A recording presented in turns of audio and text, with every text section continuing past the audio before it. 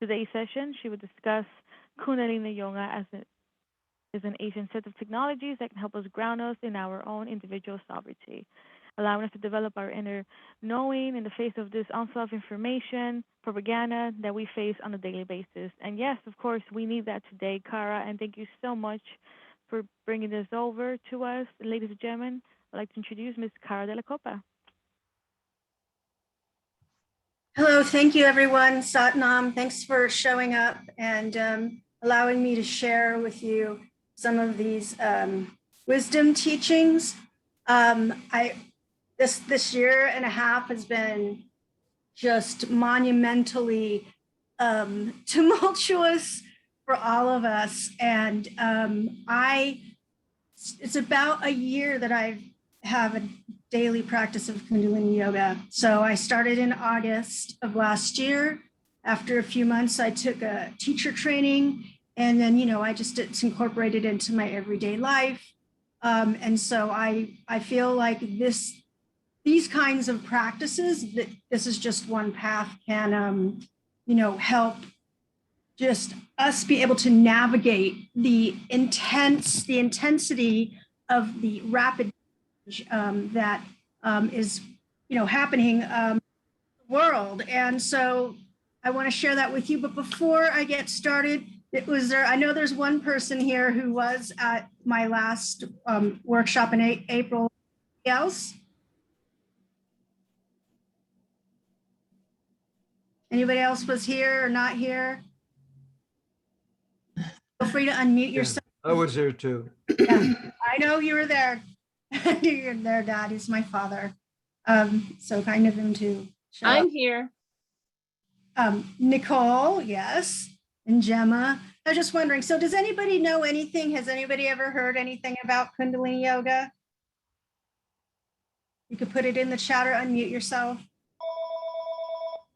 I like talking, so I was try to make space for people to be able to communicate thoughts.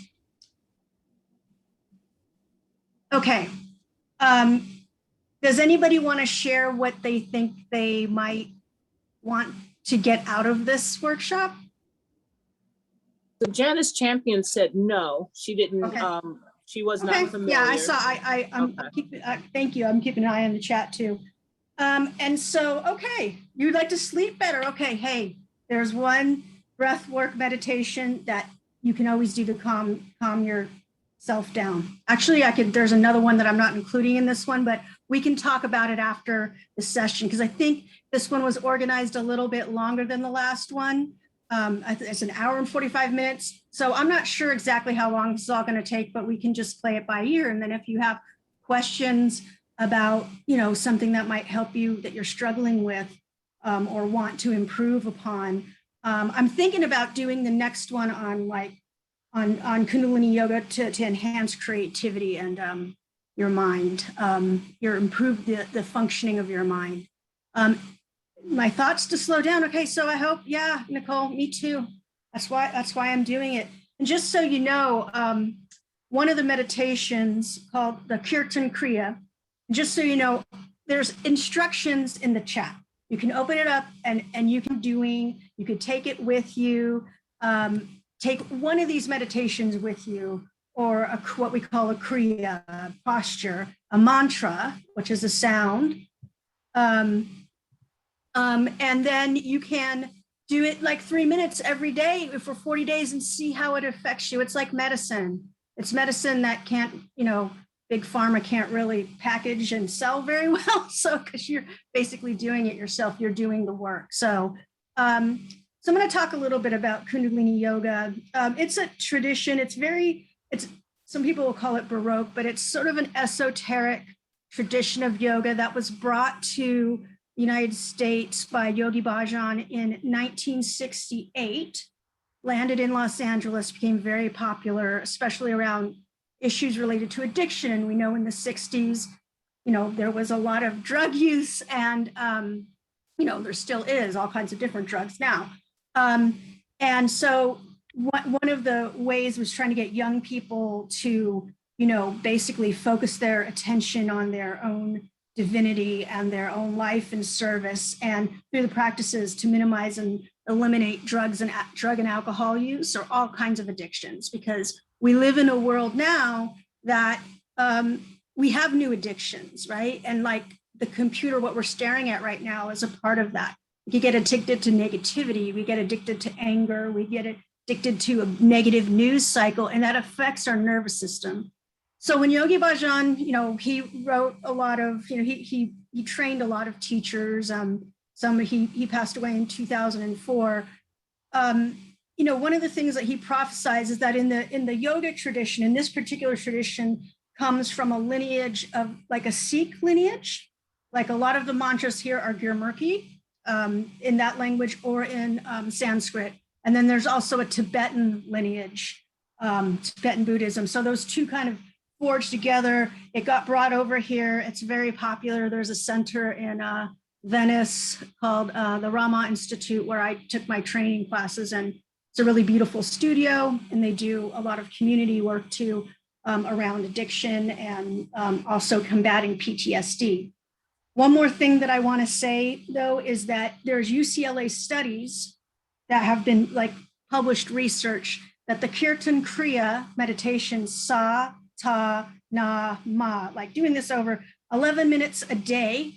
They did it, that people with Alzheimer's and dementia had significant improvement just from doing that. So there is research on it. Now, a long time ago, back in the 20s, the beginning of depth psychology with Carl Jung, who was introduced to Kundalini yoga, it was a very secretive sort of branch of yoga. It was very sort of elite, I guess, and there was a lot of just secrecy around it. And he wrote a book about it and was very interested in how Kundalini yoga could integrate to individuate, basically, which was Carl Jung's theory, was about individuation, bringing some of the shadow aspects of ourselves into our wholeness. Like that is very much what Kundalini yoga is about. And so there's 4 aspects to it. So you can read along the paper that got sent out with the instructions.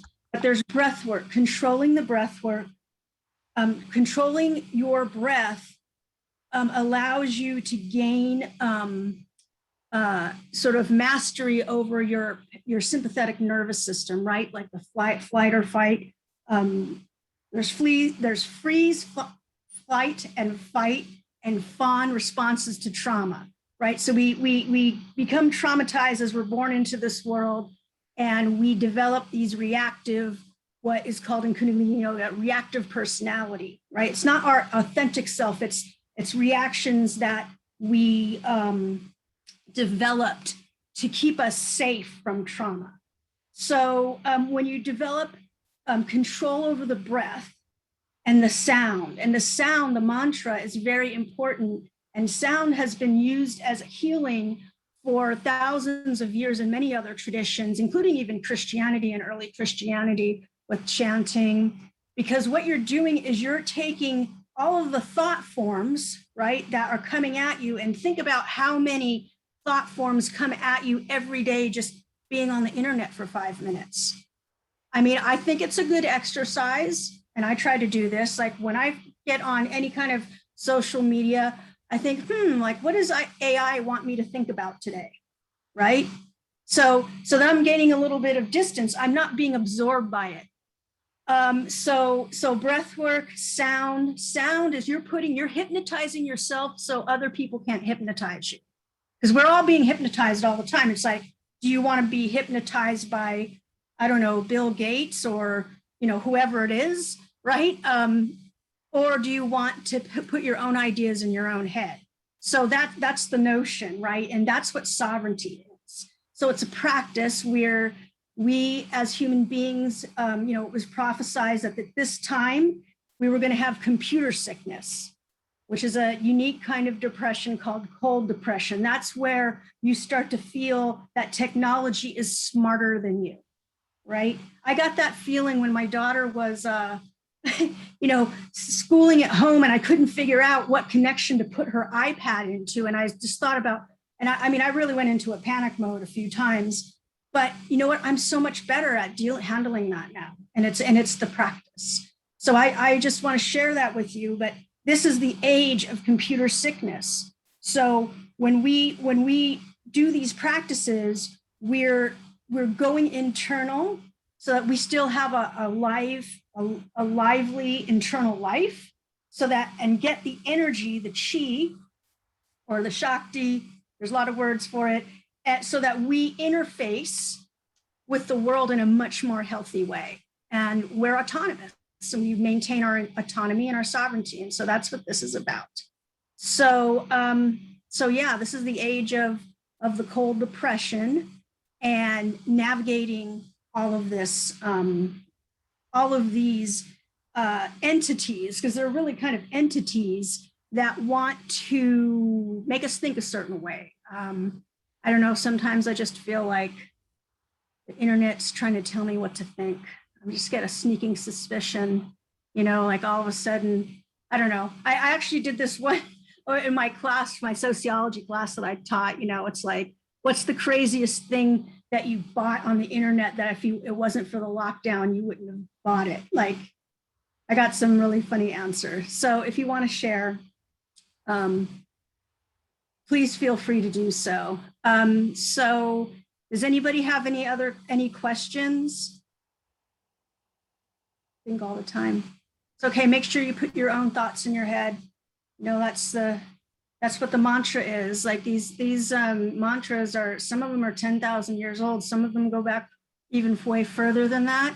And you don't even have to know what they actually translate. It's something in your brain. So, that when you're saying the mantra, your tongue is hitting nerve endings on the palate of inside your mouth, that actually activates certain parts of the brain. So when we close our eyes, we always try to roll our eyes up to the third eye, which is like the center of our intuitive wisdom. So we're trying to open that up. A lot of things try to, in our daily life, sort of shut us down from that. So that's what we're trying to do. And so we're going to go, this is this set of kriyas. We're going to have some warm-up exercises, and then we're going to do a kriya called the open-hearted connection kriya.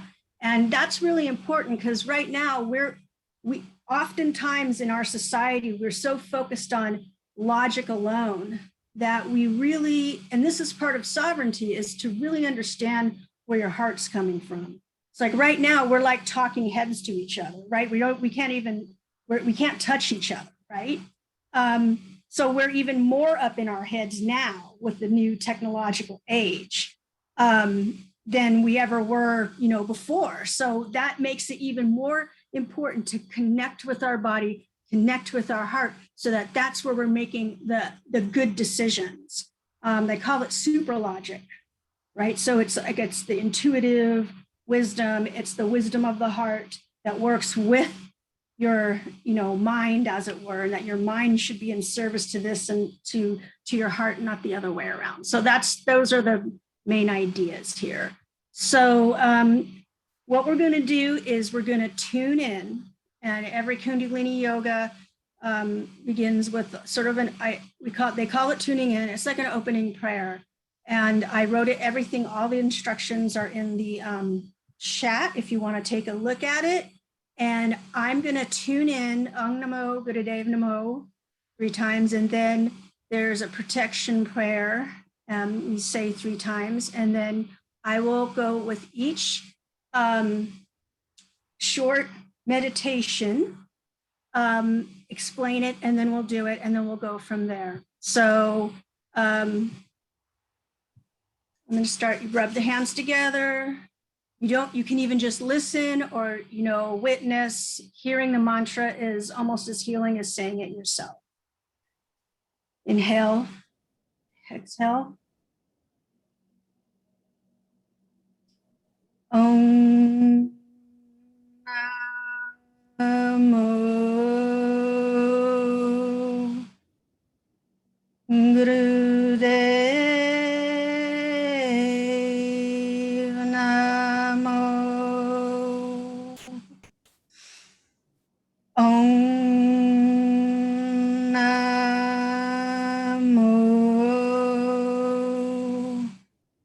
Gurudev Namo Om Namo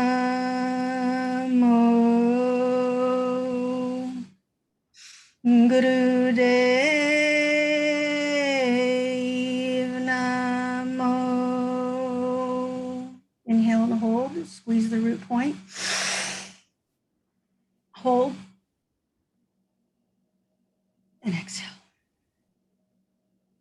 Inhale. Gare Name Jugan Gare Name Gare Name Sri Guru Dev Name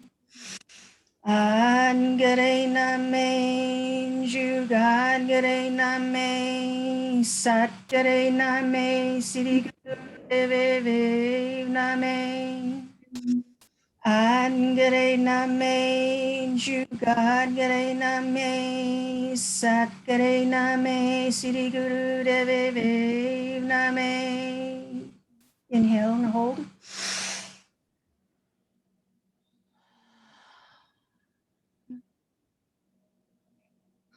And exhale. Okay, so I'm trying to go all over my computer to see. Let me know if this is too loud. I'm trying to learn how to navigate programs. Let me know if you can hear it okay. Can hear it okay. Okay, perfect. Okay, this is called Purunjat, and we're going to do what's called the ego eradicator. I think almost all of these are 3 minutes. So what you want to do is you want to take the fingertips and push them into the palms of your hands. And I want to say one thing: everything is gentle. So if you, I did a couple of meditations for my grant in a work-life balance workshop we did for our participants of our grant. And, you know, one of my colleagues was like, oh, I couldn't stay up here for 3 minutes. It's like, you know, just listen to your body, because the whole point is to listen to your body. So if you need to modify, please do. So fingers into the pads of the palms, and you're going to hold up your arms, 60-degree angle with the thumbs pointing at each other. And you're going to start breath of fire for 3 minutes. Breath of fire is equal inhale and exhale out the nose. Inhale Sat, exhale Nam to yourself, and pump the navel point. Right, as you're exhaling, you're pumping, you know, in. When you're inhaling, it should be pushing out. So it takes a little bit of practice, but then once you get it, you could do this anytime. You don't have to use this posture. You can use several other postures, but breath of fire is an energizing breath work meditation. So here we're going to go for 3 minutes.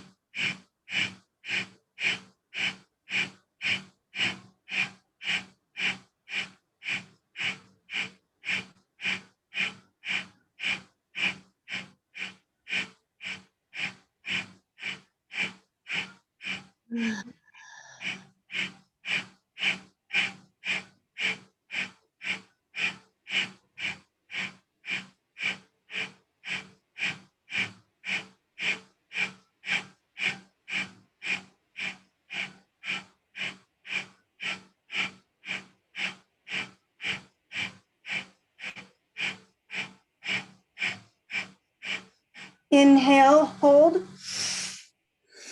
Stretch up the fingers to the sky. Hold the breath.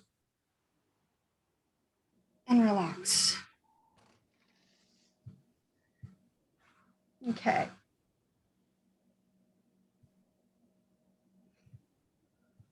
I keep messing up where my...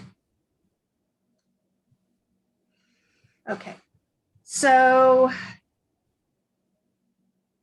now we're going to do the addiction meditation. And basically, you're going to just do the same thing. And this is basically patterning. So as de-patterning, this is a de-patterning meditation. So the ego eradicator builds up your chi and your energy in the body. This is de-patterning. So in this tradition of yoga, karma is not a cause and effect notion the way that it's often interpreted in the West. All karma is patterning. So you get into patterns and they start to ossify, right?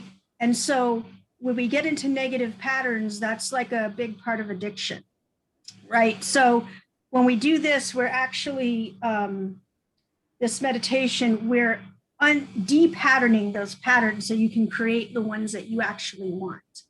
So this is, this is a 3-minute meditation. You put your fingertips in the pads of the palms. You gently place the thumbs on the temples gently, and close your eyes. Look up to the third eye as your eyes are closed, and you're going to vibrate silently to yourself the mantra Sa-ta Nama, Sa-ta Nama. And as you say that to yourself with each syllable, gently, you don't want any bad dental work here, gently squeeze the back molars, and you should feel a movement in the muscles in your temple as you do it. So we're going to start palms together for 3 minutes.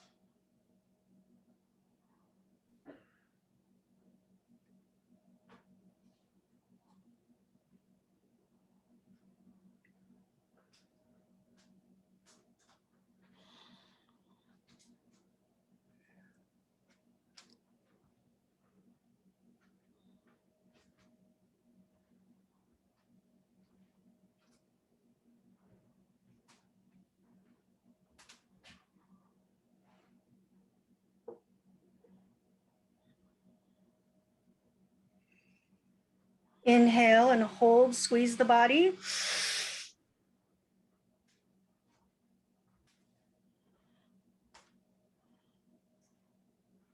And exhale.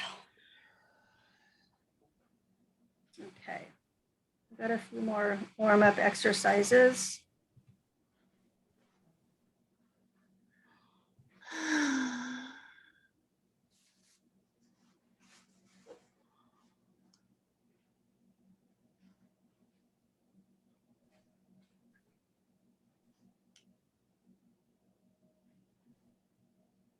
Okay, so we are, give me a minute here, I'm still, okay, so we are going to,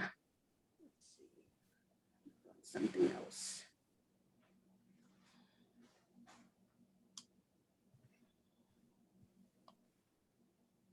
We're going to do head rolls.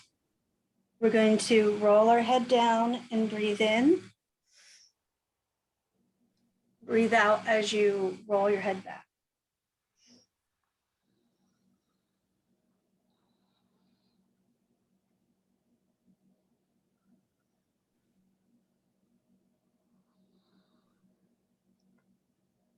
This is opening up the throat chakra and massaging the thyroid gland.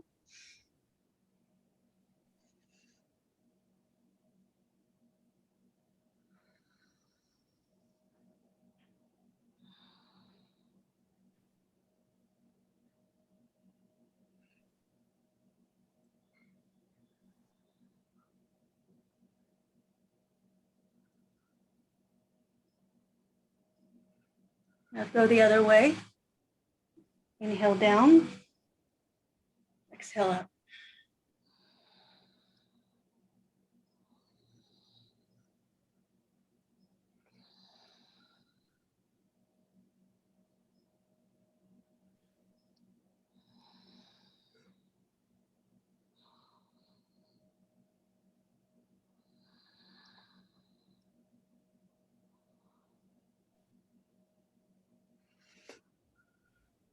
Come to center. That's a very relaxing.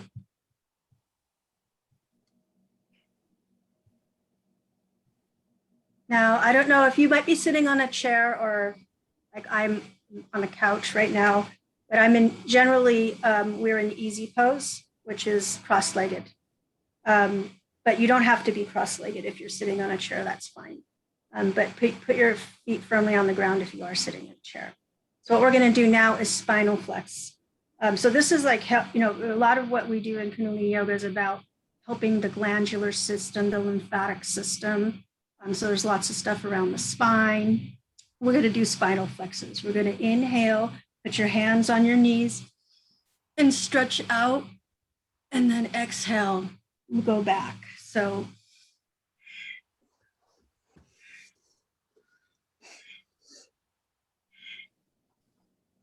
get good at this. You won't have to go to a chiropractor.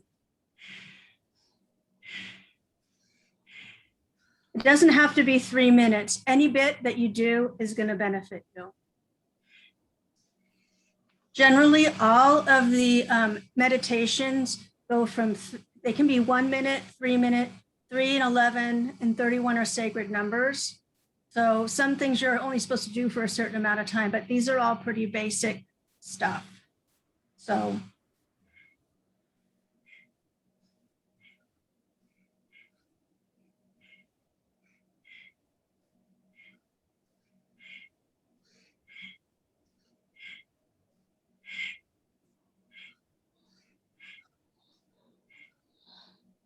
inhale, exhale, then back, and then come to center.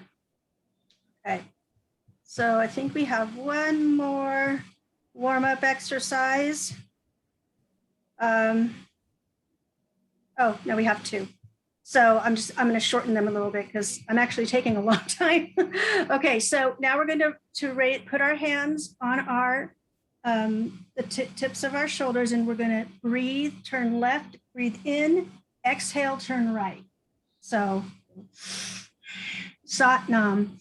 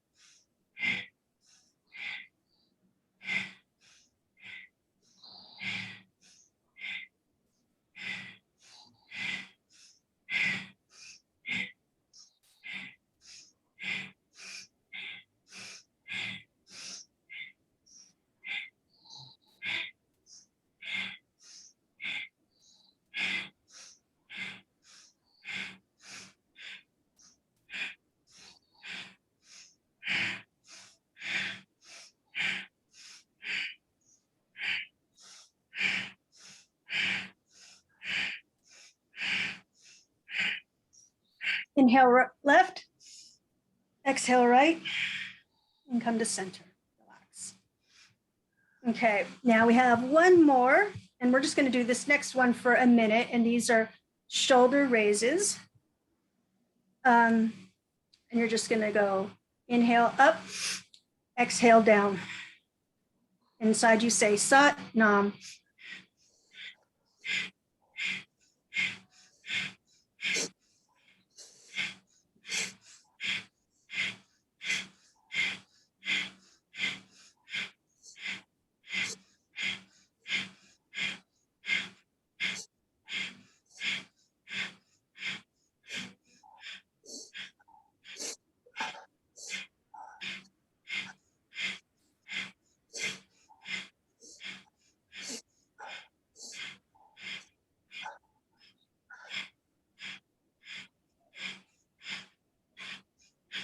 We hold a lot of tension in our shoulders, especially people who are super responsible or feel overly responsible for not just themselves, but for others. And this is a very good exercise to release that tension.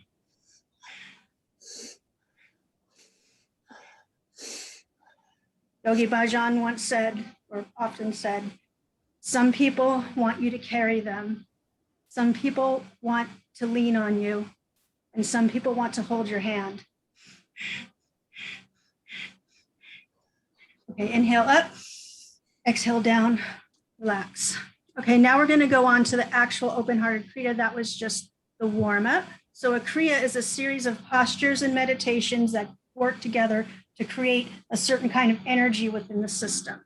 So like I said before, we are trying to focus ourselves from our heart space, which many of us to one extent or another are shut down from that space. So before that we go into the open-heartedness connection Kriya, I would like, if you guys have a pen and paper or a pencil and paper handy, that would be really great because there's a little exercise. You can write on your computer or your iPad, but I think there's something a little bit better.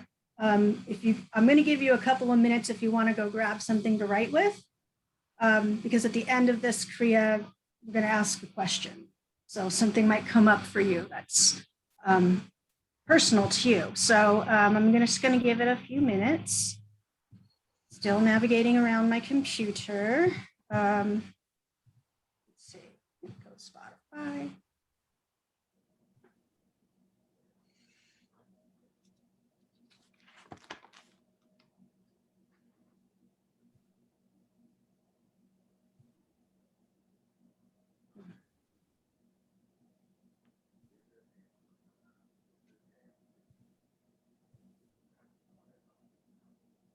I'll just play this beautiful Rake Rakanar mantra while we wait for a couple of minutes.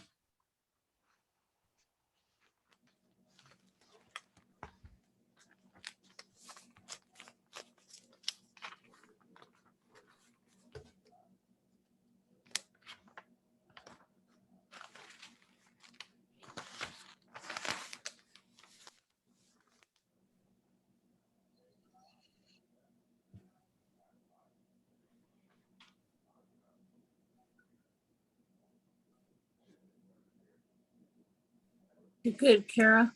Yeah? Are we everybody You're good? Okay, thank you.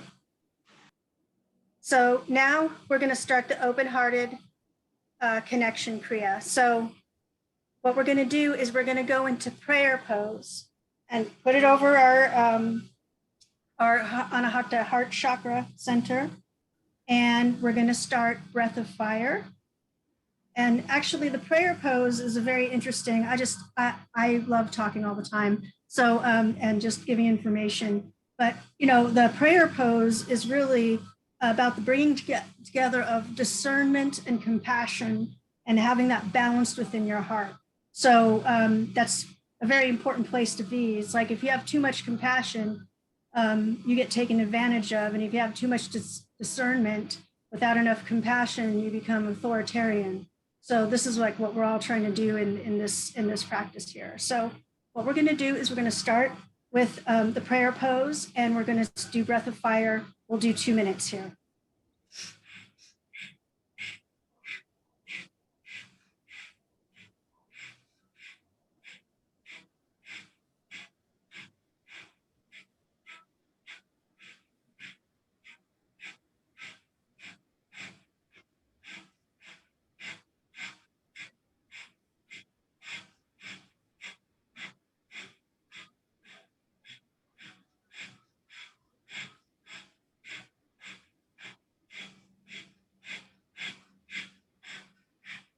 Eyes up towards the third eye.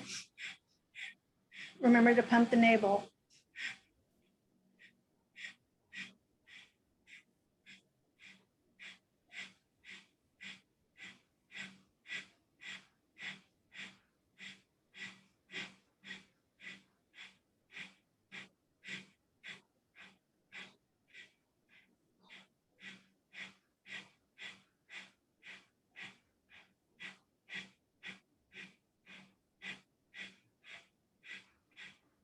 Inhale, hold, and exhale.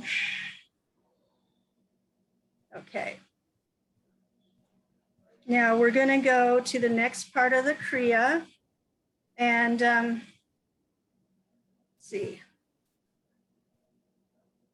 This is to sort of punch away at what's the blockages of your heart. So again, everything is gentle. Okay, so whatever, if you need to make any modifications, this is like on a psychic and energetic level. So you're going to punch back and forth, like with breath of fire.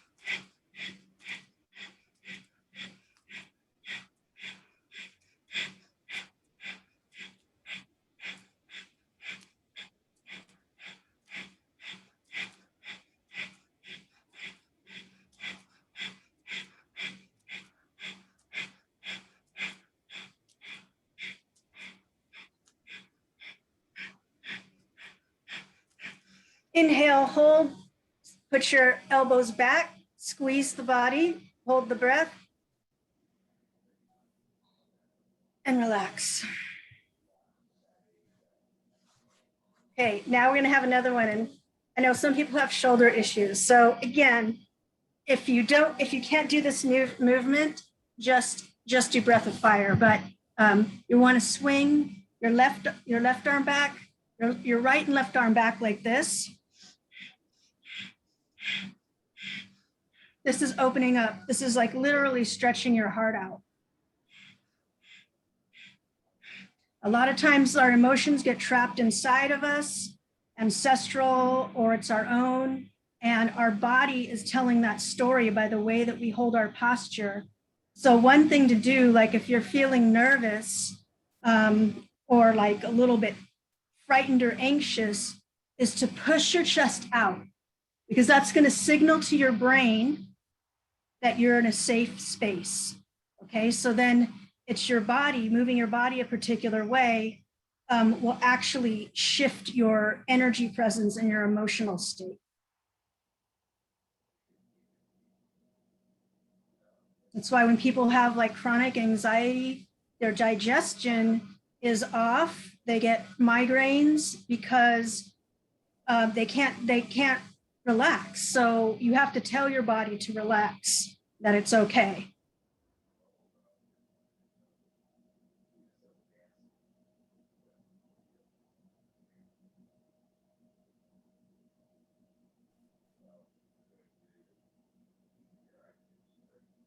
And if we have time, I'll give you a sleeping meditation too.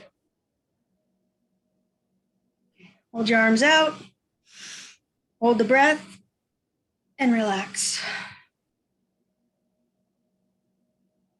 Okay, so now this next,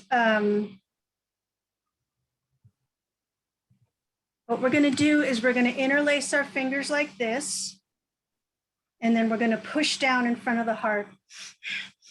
Again, breath of fire. Inhale up, exhale down.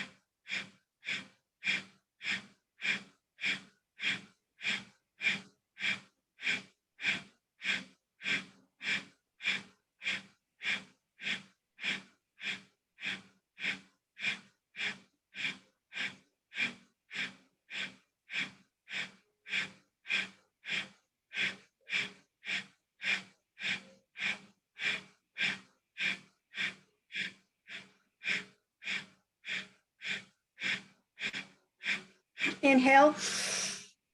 Exhale, press down. Okay. Now this next one, see 11. Okay, yeah, wow, I'm glad you gave me the extra time, Gemma. Okay, so this is going to be the cross heart Kirtan Kriya. Kirtan Kriya was the first Kriya that he gave in the West. And the cross heart version actually has extra benefits because if you're feeling sad with a broken heart, it actually, it works on healing that.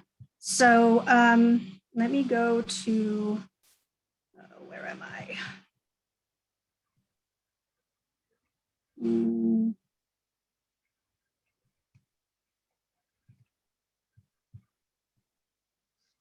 Okay, so what we're gonna do,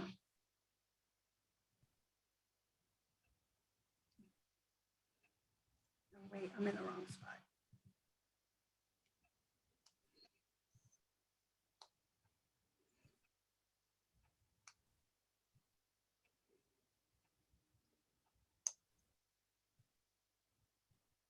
We're gonna do,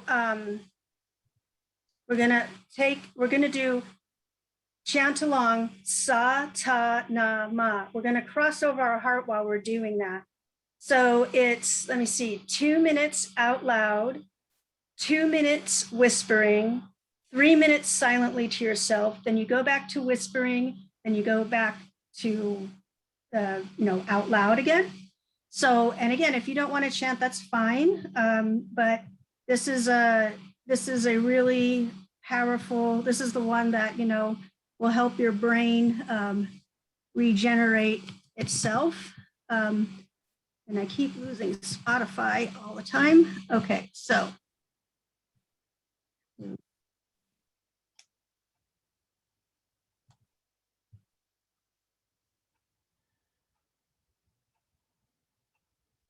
Go along with the music.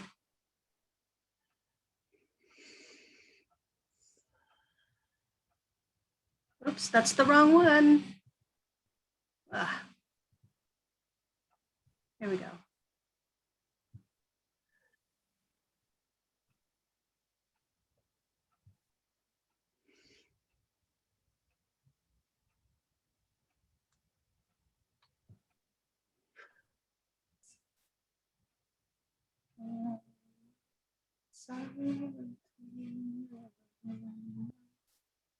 Press into the fingers.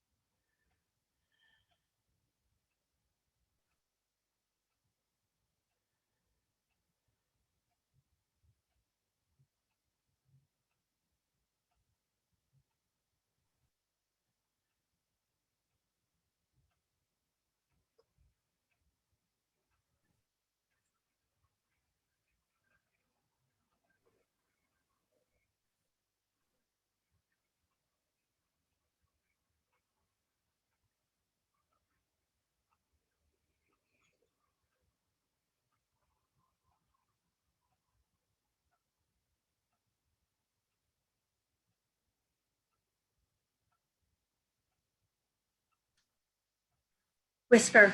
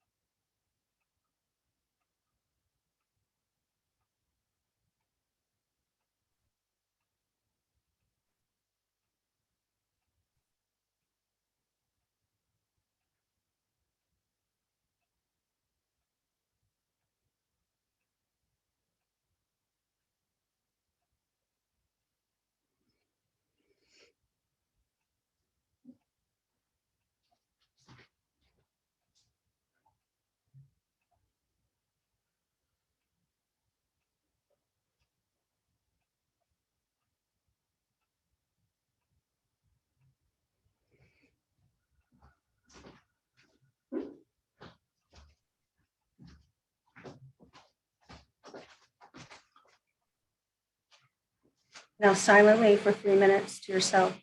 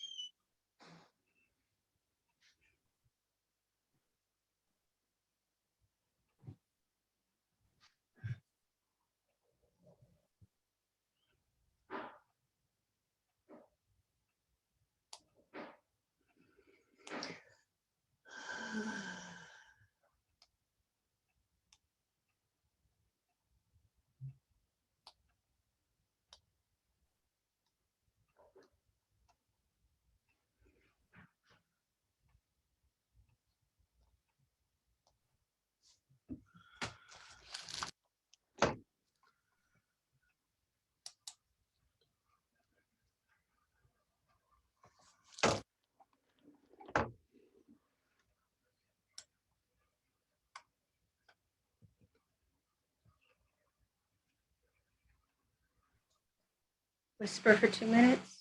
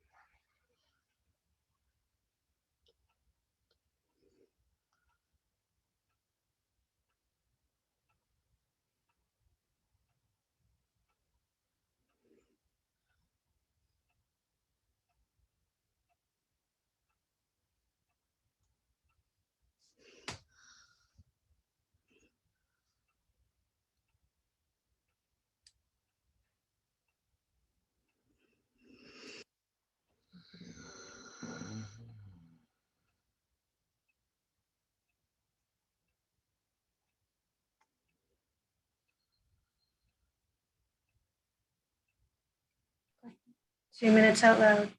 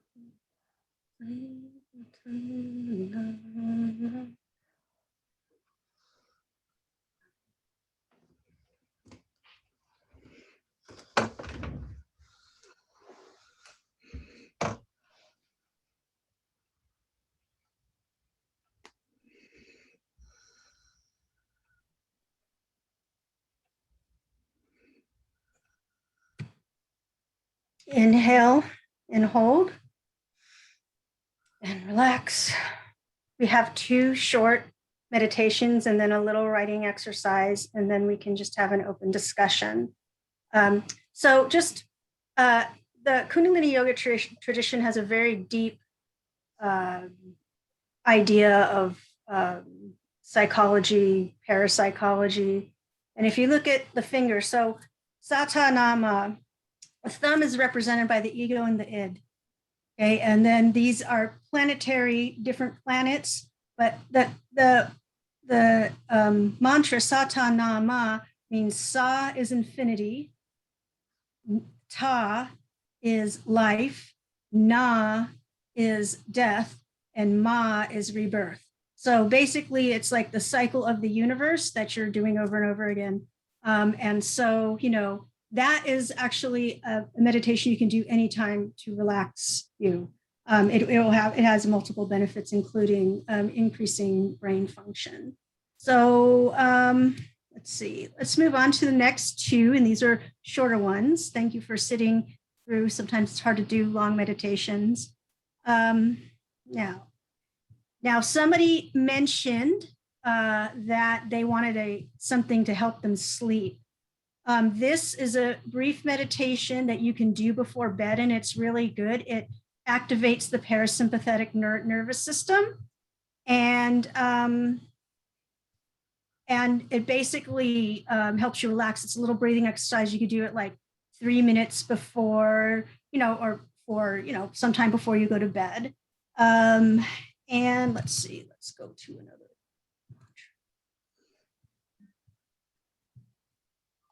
Okay, let's do that.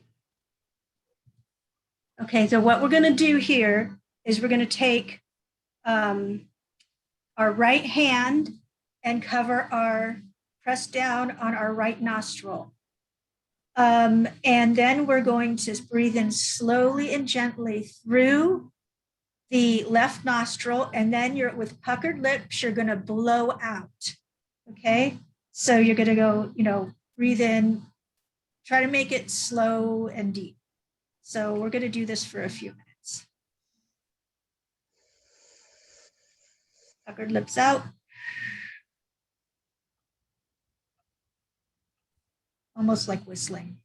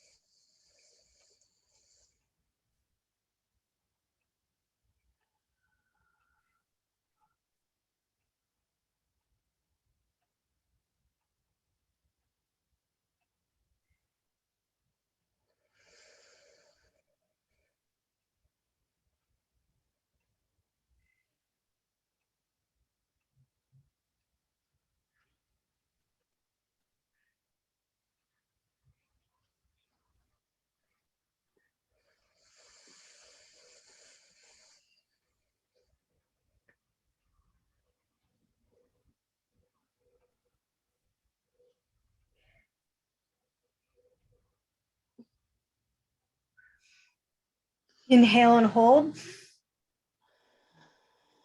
And exhale. Okay. This is the last meditation of the Kriya.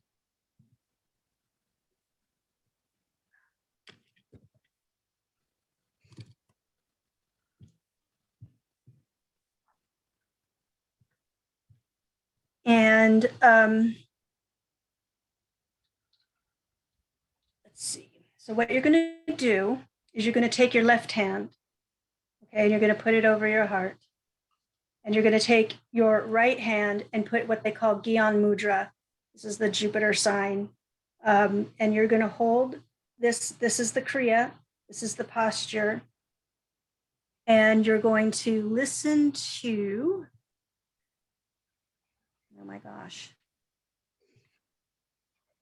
Please don't tell me I'm having power issues. Let's see. I have to go. I apologize. I hope that as I'm learning how to do this, I can move more smoothly between the, here we go. I got it right here. Okay, and we're just gonna listen to this for 3 minutes, and I want you to think about what your heart wants. We're gonna stay in the sense, close your eyes, and just listen to the mantra. And breathe. The breath, you hold, breathe in deeply through the belly, hold, feel the fullness, breathe out slowly, feel the emptiness, and do that over and over again while we listen to the mantra.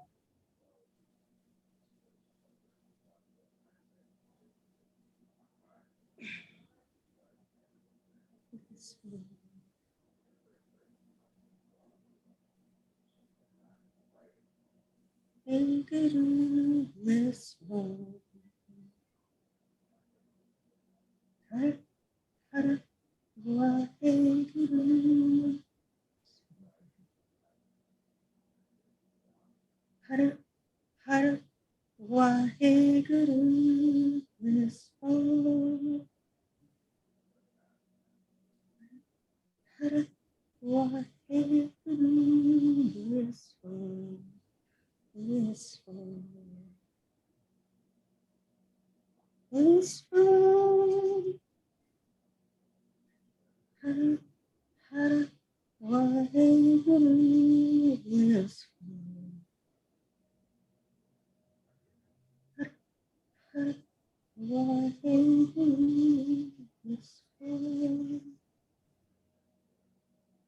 Har Waheguru blissful. Blissful. Blissful.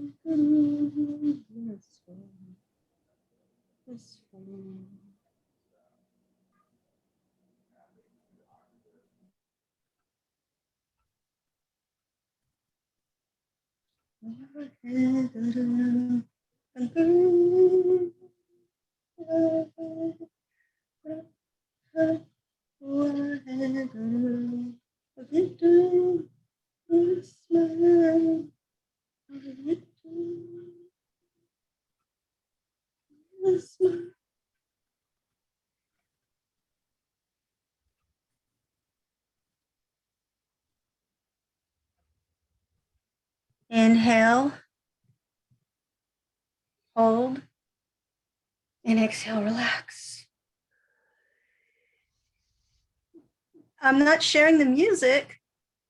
Huh? Was it not sharing? No, we've been hearing you sing though. Kara, did you make sure when you share that you're hitting optimize for sound? Okay, so have you been hearing any of the mantras? No.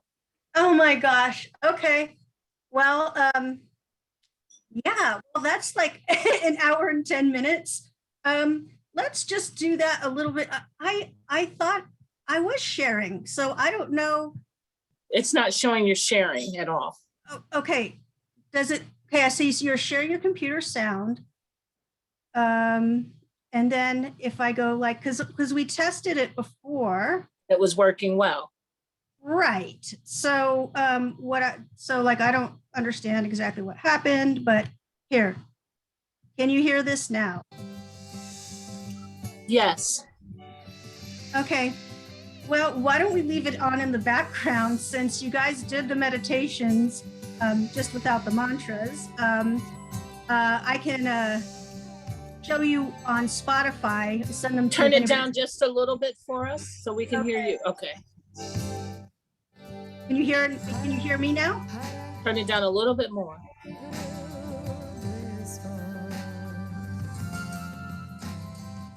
About like that. That's a better, yes. Okay. There you go. Okay. Okay. So, wow, I thought because it said sharing in the beginning and then maybe something just got stopped shared by accident. So, well, okay. Well, next time, no, I am just learning as we go here. So, well, you did the Kriya, and so I'd like to take your piece of paper and just write down an answer to the question to yourself. What is it? What is your heart's purpose? Like, what's your purpose from the perspective of your heart? So if you can write something down.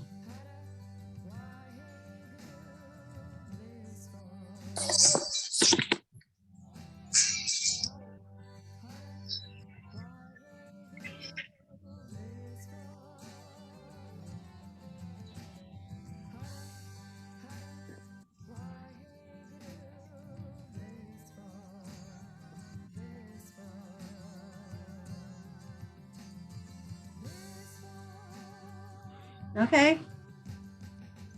You can, and if you feel so inclined, you can share in the chat or unmute yourself.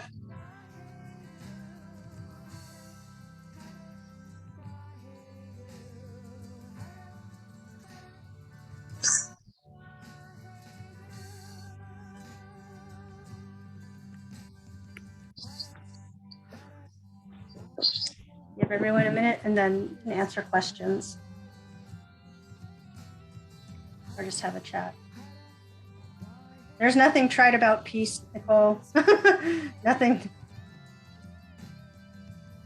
It just seems like a trite answer. That's all, you know. No, but you know what? I think maybe I might have thought like that maybe 5 years ago. I mean, because this is what this is about. It's like having your internal peace. Because if you can have your appreciation and acceptance, good. You know, yeah. So, yeah, and that's our internal peace. That's the wisdom teaching that, you know, as above, so below, as within, so without. You know, your outer world is a reflection of your inner world. And as I was saying before, like, oh, I'm really bummed. I guess like I recorded it with on my recording on my computer, with the sound, hopefully. You know, I was saying before that Kundalini Yoga has a very sophisticated understanding of psychology, especially depth psychology.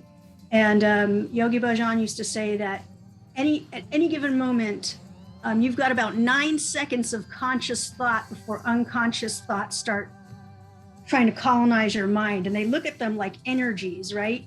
So like, even if you're trying to get rid of a habit or a thought, we call them thought forms, they want to live like a virus, right? They want to live like we want to live. And so they will try to find ways, especially when you're undoing a habit. Sometimes when you get really good at, you know, you feel like you're over it, and then it comes back with a force. So it's trying to feed off of your energy again. So that internal peace, Nicole, I think that's really what this is about. It's being able to direct your own mind and body in a direction that you want it, not what other people want, or other things, or other entities, or corporations, or social media. Okay, turn down the sound a tad. Okay, how about I think I've had enough of kind of trip around with this. There. Okay. So we'll just have a discussion now. So does anybody else want to share what they wrote down? Or alternatively, how do you feel after doing all of this? This is like, an hour or so and change worth of work. The punching I really enjoyed. Mm-hmm. So that Yeah. really, that for me, it's something I generally don't do, especially sitting down. But it sure did release a lot, Mm-hmm. Yeah, that's the point behind it, is to try, to figure out all the things that get you blocked in that space from you being able to connect to that. Because if you can't connect to your own heart, then it's much more easy to get manipulated by the outside forces, right? So hopefully, yes. So so try so Janice, try the that breathing exercise through the left nostril and out the puckered lips. Do that for 3 minutes, 5 minutes. See, just try it. You can take any of these meditations and it's like, and do 3 minutes a day, 5 minutes a day, and then see what happens after 40 days. Because it's about having the experience and putting in the effort. Stop share. Okay. Or maybe in the summer, you can work us through the summer so we'd be prepared for the fall. Oh yeah, I know. I don't even feel prepared for that. I wasn't really prepared for this. I planned it out a long time ago, and then now like all this other stuff I'm dealing with in my life. And so then I was like, oh my God, I don't know if I could do this. But the whole point for me is like, I do want to share this stuff with people who want to learn it and practice it themselves and hopefully make their lives better. But I also am just trying to get used to producing different kinds of content other than a university lecture or even a university classroom discussion, to make just being a creator, because that's what humans are meant to be, creators. Sometimes the cold depression with the technology happens because you're not producing content, you're only consuming. And that's just, we're humans are meant to be creators, And so when we feel like our creativity is blocked or hampered because of beliefs or what have you, you get depressed. It's just not, it's not a good place to be. So, okay, well, I'm glad you guys found it relaxing. Next time I'll make sure I'll be an expert at the computer sound. But I just, does anybody want to ask any questions about anything I said or anything we did? Well, what were you, since we didn't hear the sound, what were you saying? I mean, I heard you. Okay, the last mantra for the open heart connectedness kriya. Okay, so there's some basic mantras. So it's Hara Waheguru blissful. So Hara is like a chant that's sort of like it's almost like a war chant, but it's basically sort of a description of God breaking through all of your barriers. So it's like, in martial arts, you'll hear like go hut hut like that, or like, especially that's like a Tibetan. So there's a Tibetan tantric har. It's spelled Har, but you're hitting your tongue on the tip of your roof of your mouth. So it's hara, hara, almost like you're rolling an R if you're speaking Spanish, for example. And then Wahe Guru just means my wondrous teacher, or wondrous teacher. So you're the teacher, right? So and the mantra is the teacher. You're going into your bliss. So that's what that mantra was. So I think the next one I'm bouncing. I don't know when I would do it, but would be just about like awakening your creative genius, like Kundalini session. Like how to awaken your creativity, get in touch with that. And because we need that, people are creators now. We've got a space to do it in the world. I never thought in my lifetime, I would be beyond getting the, the goal, the holy grail that is a university pension, and that would be the end of my life or something. And now I'm just like, oh, I mean, I'm glad I have it. I'm grateful. I worked really hard for it, but there's other stuff going on in the world. It's just like, it's if the people who can get it together to get that inner peace, Nicole, and create, they're just gonna soar. But it's not easy. We've got a lot of things that are in our own personal background, our ancestors, this, that sort of hold us back. And so the whole point of doing this work is to unleash that, to undo, to depattern it, and then you repattern around what you want, right? So Kara, your background is sociology. Yeah. Is that correct? So you Yes. understand that human dynamics of, you're talking about, you didn't use the word hereditary, but just looking at, our ancestors and things like that. So I guess in your background, you saw or you studied a lot of that. So taking it now to that creative side, I can definitely see your passion with it. I mean, I want it for myself. I want everybody to have it. It's like, I don't even know what this world's going to be like in 10 years. I mean, can any of us, I was like thinking somebody posted a song, a Nelly Furtado song from like 2000. And I looked at it. I'm like, I wonder what I was complaining about back then. You know what I mean? Like, I would think about the things that really mattered. And then I'm like, oh my God, like I'm in a different dimension. We all are. We're all in a different dimension. And this period of time, which is in the Vedic cultures, which is like around India, Indo-European religions, we're going through the end of an era right now, a 2,500-year cycle. We're ending and starting a new one, which actually also dovetails on other traditions like the Maya, the fifth sun idea, the sixth sun idea. And so we're in a transition period. And we've got and people are calling it all kinds of things: the fourth industrial revolution, the Great Reset, the Kali Yuga, 2,500 years of humans killing each other. And so now we have a chance to level up the human race if we want it, if we want to do the work. And it is work. It's like it's just about putting an effort in. It's all about the effort. It's not about the outcome, because we don't know for sure what's really going to happen.